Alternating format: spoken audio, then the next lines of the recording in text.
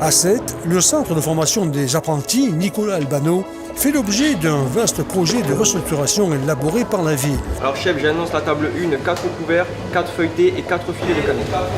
Oui, allez, on m'ouvre ça. Ce programme ambitieux a débuté par la création d'un pôle d'excellence culinaire qui dynamise l'ensemble de l'établissement.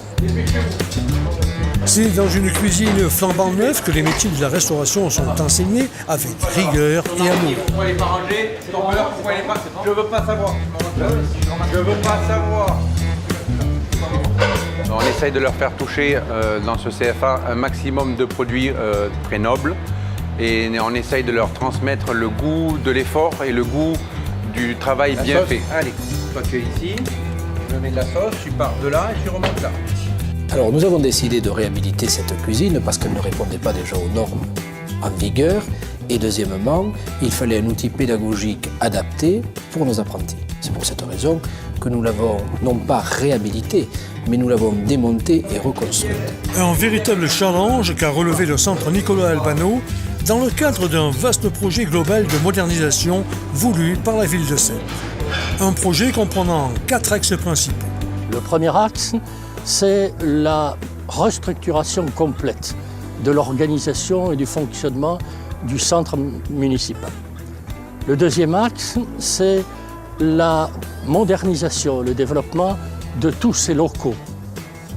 Par exemple, la nouvelle cuisine d'adaptation qui sera inaugurée le 8 avril prochain.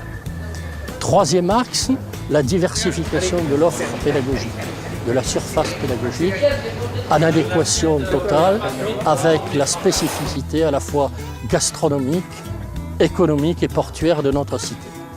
Enfin, je dirais surtout, le quatrième axe, une très vigoureuse action sociale tous azimuts pour permettre le plein épanouissement, la réussite à la fois personnelle et professionnelle des apprentis qui nous sont confiés.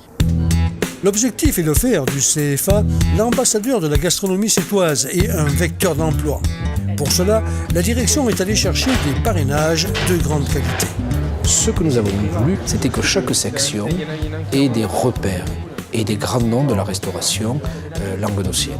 C'est pour cette raison que nous avons sélectionné des cuisiniers de talent, Charles Fontès de la réserve Rimbaud, étoilé Michelin, Pierre-Olivier Prouez, saveur Prouez à Montpellier, le sage de ses parrains, Michel Lousteau du domaine de Sorièche, la sommelière du Castelronceret, Madame Guilta, Monsieur Husser traiteur à Montpellier, et un clin d'œil à Sète avec Monsieur Géminiani de la Palangrotte et Monsieur Dorine et son gendre, et pour terminer, Jacques Mazeran du restaurant Le Mazeran à Latte.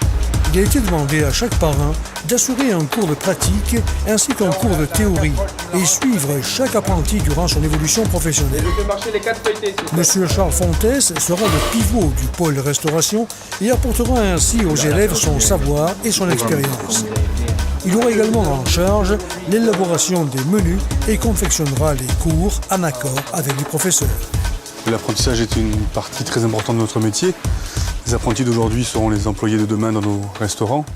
Donc c'est très important pour nous de faire passer un savoir-faire, une passion surtout, et parler à tous ces jeunes de nos métiers si passionnants.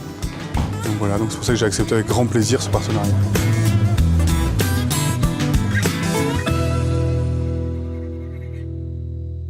L'inauguration de cette cuisine est un des signes forts de la volonté de la ville de Sète, qui est une des rares villes à avoir un CFA de formation municipale exclusivement, aidé bien évidemment par la région.